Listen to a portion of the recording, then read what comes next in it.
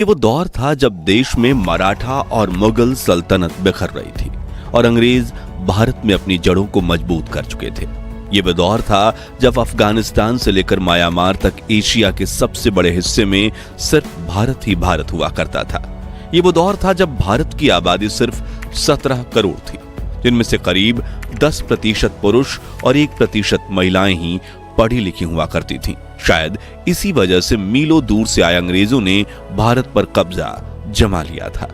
East India company की सरकार ने गरीबों और किसानों का शोषण शुरू कर दिया था और सोने की चिड़िया कहे जाने वाले भारत को लूटने में कोई कसर नहीं छोड़ी थी। लेकिन क्या आपने कभी सोचा है उस दौर में आम भारतीयों की जिंदगी आखिर कैसे हुआ करती थी? उनका रहन सहन और पहनावा कैसा होता था? उस दौर के भारतीय लोग क्या काम किया करते थे और कैसे अंग्रेजों ने भारत के महान साम्राज्यों की हुकूमत को अपने कब्जे में लिया था? अगर हाँ, तो आज का वीडियो आपके लिए खास है, क्योंकि आज हम सन 1800 के दौरान अखंड भारत के इतिहास से पर्दा उठाएंगे, जिसे ज्यादातर स्कूलों कॉलेजों में पढ़ाया नहीं जाता। लेकिन उसके पहले आप वीडियो को लाइक और चैनल को सब्सक्राइब कर दीजिए। सल्तनत और हुकूमत। 16वीं शताब्दी की शुरुआत में जब अंग्रेजों ने भारत में दस्तक दी तो शुरुआत में उनका उद्देश्य सिर्फ यहाँ व्यापार करना था।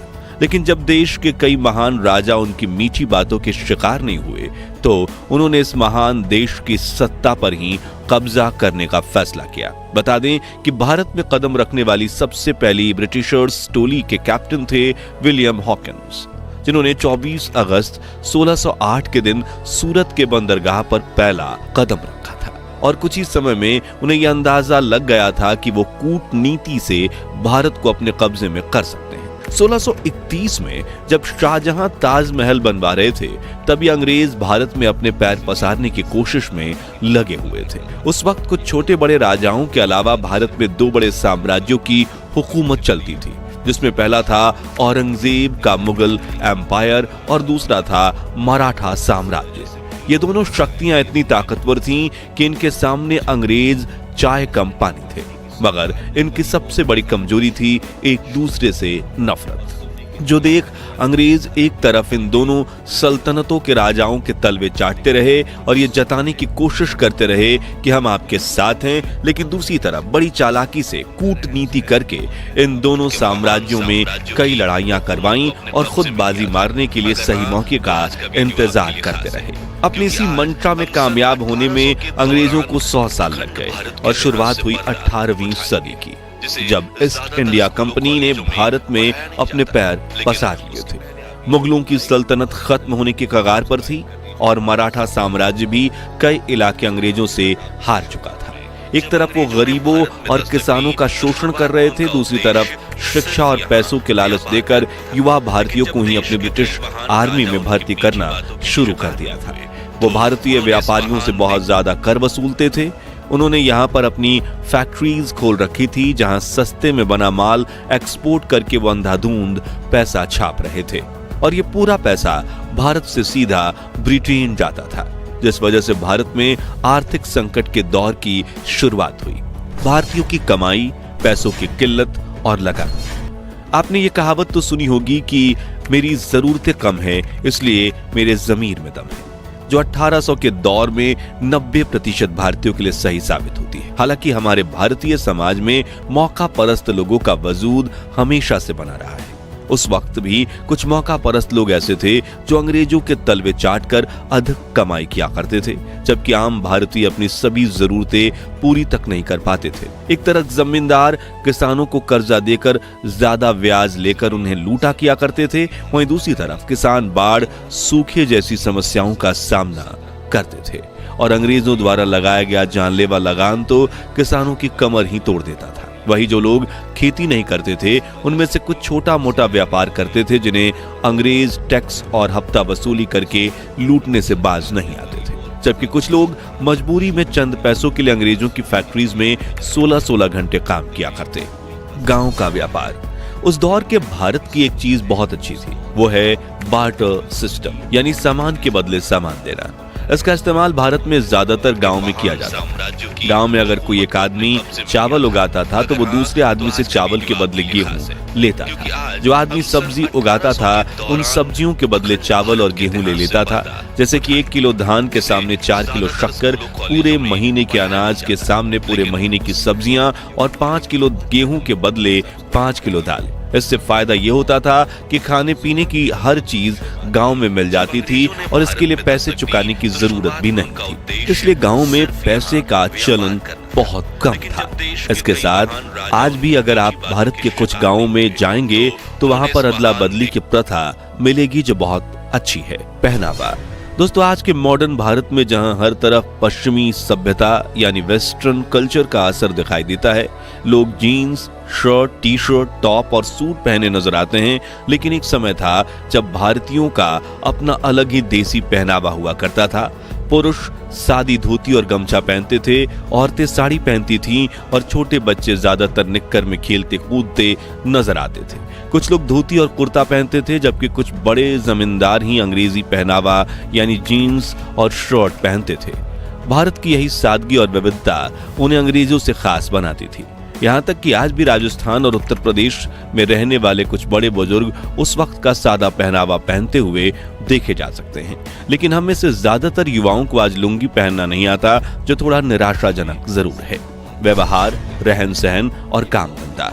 आज इंसान चांद पर पहुंच गए, मंगल ग्रह पर रोवर भेज चुके हैं और फिर आर्टिफिशियल इंटेलिजेंस ने दुनिया को बदल कर रख दिया। लेकिन सन 1800 के आसपास भारत में टेक्नोलॉजी का कोई नामो निशान नहीं था, लेकिन हर भारतीय का जीवन सुकून से भरा था। बात करने के लिए तार से जुड़ा टेलीफोन तक नहीं था, लेकिन दिल से दिल का कनेक्शन मजबूत था। रिश्तेदारों से महीनों और कई सालों तक मिलना मुश्किल था, लेकिन मन में इज्जत और लगाव जरा भी कम नहीं था। घास फूस और मिट्टी से बने घर ही कच्चे थे, लेकिन लोगों के दिल बड़े सच्चे थे। यातायात के सिर्फ बैलगाड़ी साधन थी, लेकिन लोगों के शरीर में बहुत फुर्ती थी। जेब में पैसों की फूटी कौड़ी ना हो, इसलिए चेहरे पर शिकन थी और भाईचारा ऐसा था कि एक आवाज पर पूरे गांव की भीड़ इकट्ठा हो जाती थी। मित्रों, उस दौर में जमीन छोटी हो या बड़ी, ज्यादातर लोग खेती करना ही पसंद करते थे और भारतीय किसानों की पसंदीदा फसल नील, कॉटन, अफीम, गेहूं और धान हुआ करती थी, जिसे किसानों से खरीद कर अंग्रेज विदेशी मार्केट में अच्छी कीमतों पर बेचते थे। लोग खेती के साथ किसान पशुपालन भी करते। जो लोग खेती नहीं करते थे वो अंग्रेजों की फैक्ट्री में काम किया करते। शाम होते ही सभी लोग अपने घर में आकर भजन कीर्तन और सत्संग किया करते थे, लेकिन जिसके लिए घरों में दिए भी जलाए जाते, क्योंकि इस दौर में भारत में लाइट नहीं थी। फिर लोग रात में जल्दी सो जाते और सुबह जल्दी उठकर काम पर चले जाते। 18वीं सदी के लोग बुजुर्गों का बहुत मान सम्मान करते थे और घर से लेकर गांव में वही होता था जो बड़े बुजुर्ग कहते थे। हालांकि वो एक सा दौर था जब भारत में सबसे ज्यादा जातीय भेदभाव होता था। अलग अलग धर्मों में थोड़ा बहुत टकराव होना आम था, लेकिन एक ही धर्म में भी जाति व्यवस्था को माना जाता था। ये जातियां हिंदुओं को 4 मुख्य श्रेणियों में विभाजित करती थी: ब्राह्मण, क्षत्रिय, वैश्य और शूद्र, जिनमें दलितों और बाकी छोटी जातियों के साथ काफी भेदभाव किया जाता था। और ये भेदभाव तो पिछले 200 वर्षों से चला आ रहा था, जिसके खिलाफ डॉक्टर बाबा साहब आम्बेडकर ने काफी बड़ी जंग लड़ी थी और 20वीं सदी में देश में क्रांति ला दी। लेकिन उन्होंने इस भेदभाव को कैसे खत्म किया, जानने के लिए आप हमारी डॉक्टर आम्बेडकर की अनसुनी अनकही कहानियों वाली सीरीज देख सकते हैं, जिसके लिंक डिस्क्रिप्शन में है। फिलहाल मुद्दे पर वापस आएं तो उस दौर में अंग्रेजों ने ही डिवाइड एंड रूल नियम को अपनाकर भारतीयों की एकता को भंग करने के लिए जातिवाद और ज्यादा इसका बढ़ावा दिया। लोग अपनी जाति के हिसाब से ही काम किया करते, जैसे कि धोबी कपड़े धोते, कुम्हार मिट्टी के बर्तन बनाते, नाई हर पीढ़ी बाल काटती थी। इस तरह हर कोई अपने हिसाब से काम धंधा किया करता था। आबादी और इलाका। आज भारत की जनसंख्या विश्व में सबसे ज्यादा यानी 145 करोड़ के पार कर चुकी है, लेकिन उस वक्त के अखंड भारत की जनसंख्या सिर्फ 17 करोड़ थी। वो भी सिर्फ कश्मीर से कन्याकुमारी तक फैले भारत में नहीं, बल्कि अखंड भारत में 17 करोड़ लोग ही रहते थे, जो हिंदुस्तान के साथ पाकिस्तान, बांग्लादेश, बर्मा और अफगानिस्तान से मिलकर बना हुआ था। आज मुंबई, दिल्ली और बंगलोर जैसी मेट्रो सिटीज में लोग घंटों ट्रैफिक में बिता देते हैं और शहरों में हर तरफ खूब भीड़ भाड़ देखने को मिलती है। वहीं उस वक्त ऐसा कुछ नहीं था। लोकल मार्केट के अलावा किसी भी इलाके में भीड़ भाड़ नहीं होती थी। देश के बड़े हिस्से में घने जंगल फैले हुए करते थे। बड़े बड़े जंगलों के बीच छोटे छोटे गांव बसे होते थे और शहरी इलाके बहुत ही कम हुआ करते थे। इस वजह से भारत अनगिनत जंगली जानवरों का घर था और इंसानों को हर समय इन जानवरों के हमले का डर सताता रहता था। लोग रात को सोने से पहले अपने घर में आग जलाते थे ताकि अंधेरे से कोई भी जंगली जानवर आकर उन पर हमला ना कर सके। हालांकि इन जंगली जानवरों की वजह से समग्र भारत में प्रदूषण का नामो निशान नहीं था। उपजाऊ जमीन की भरमार थी। लोग पोषक तत्वों से भरपूर शुद्ध खाना खाते थे। आज की तरह फलों और सब्जियों में